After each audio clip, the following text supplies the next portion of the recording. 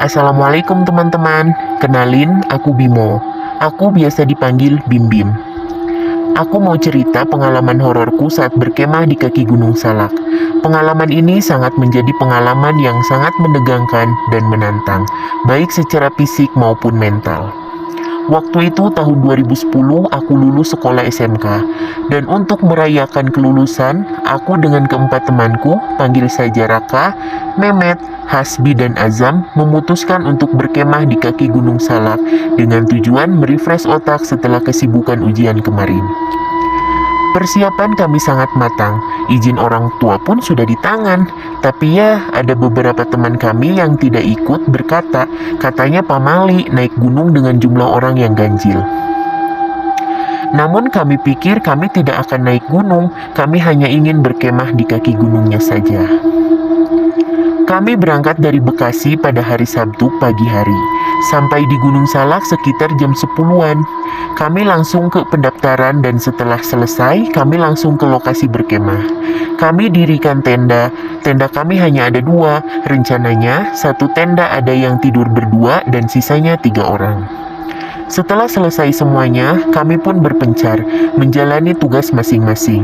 Ada yang mengambil air ke sungai, ada yang jaga tenda, ada yang mempersiapkan masakan, dan ada yang nyari kayu bakar. Aku kebagian tugas sendirian untuk mengambil air dari sungai. Singkat cerita, setelah makan dan mandi, kami duduk ngopi-ngopi di luar tenda sambil menghadap api unggun.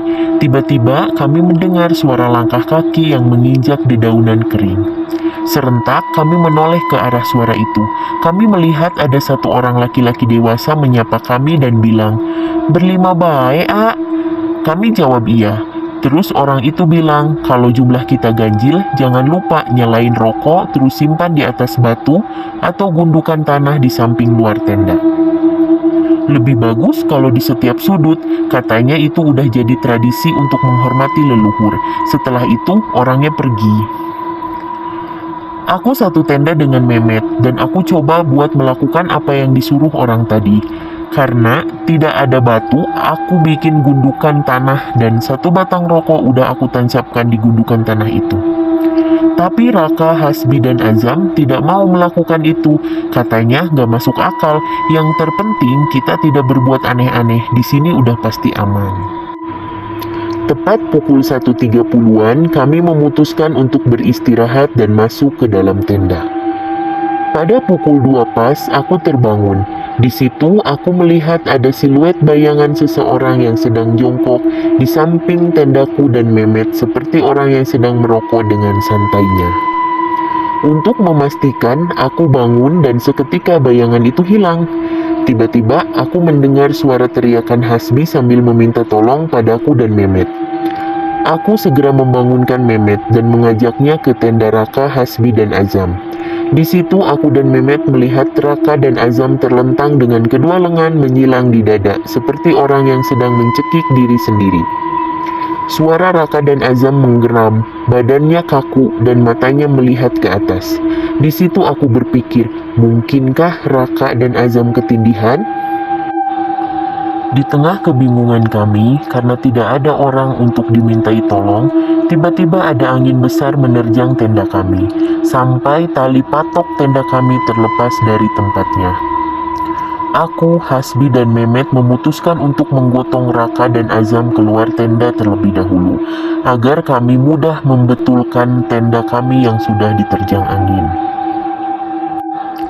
Setelah di luar tenda, tiba-tiba Raka dan Azam berdiri mematung dengan tangan bertumpuk di atas perut masing-masing. Kalau divisualkan, seperti sosok mayat yang sudah dipocongin.